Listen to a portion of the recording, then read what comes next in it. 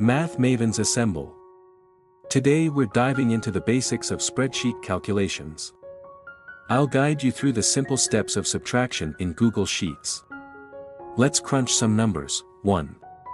Identify the cells, determine which cells contain the numbers you want to subtract. 2. Enter the subtraction formula, click on the cell where you want the result to appear, type equals followed by the cell reference of the number from which you want to subtract, then subtract, and then the cell reference of the number you want to subtract. For example, if you want to subtract B1 from A1, you would enter equals A1 subtract B1. 3.